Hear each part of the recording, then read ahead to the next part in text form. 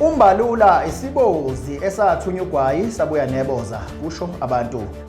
Asaloku eqhamuke njalo amathuba omsebenzi abevalwe ama-illegal immigrants kuleli.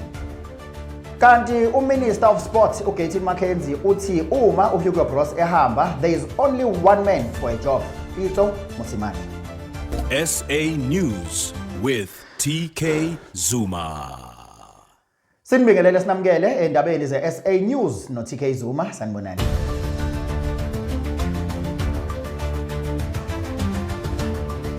Umbalula isibozi esathunywa ugwayi sabuya neboza kusho abantu. Umbalula kwisithangamisa bezindaba izolo uthi umhla ka-30 kuJune weMarch and March awuzange ube impumelelo ebheda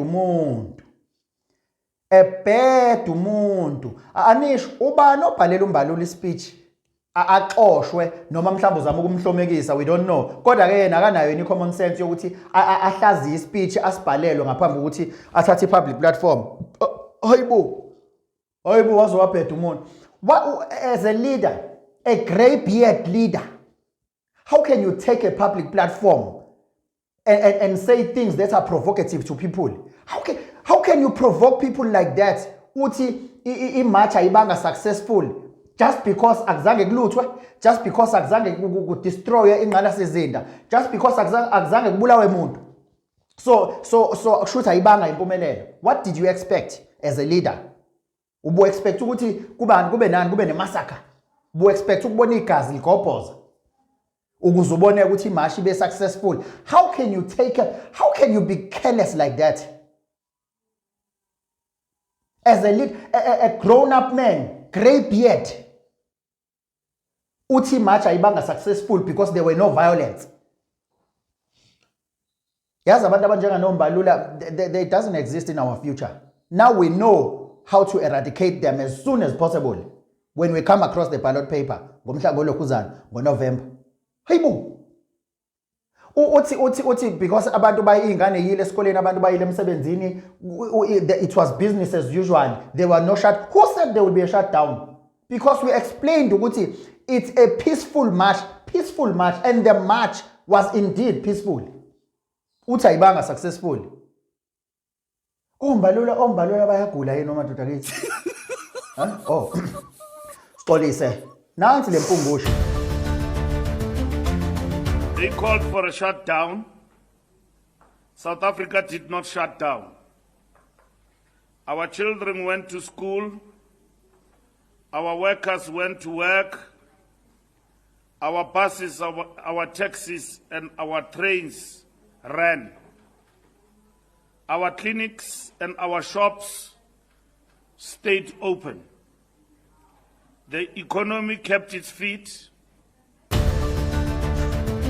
Asaloku eqhamuke njalo amathuba omsebenzi abevalwe ama-illegal immigrants kuleli. Uthi uyamkhumbula uJojo utheni?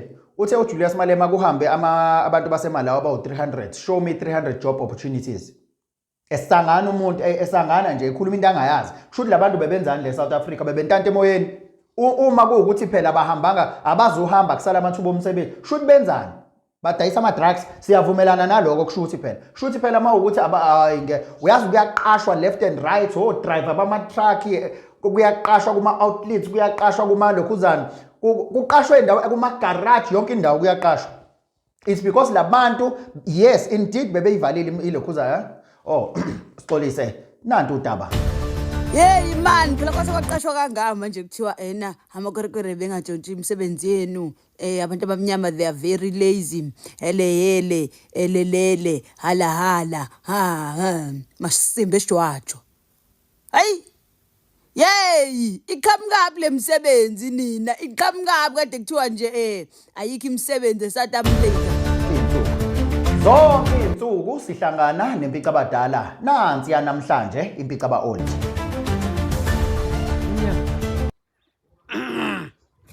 Vunyam.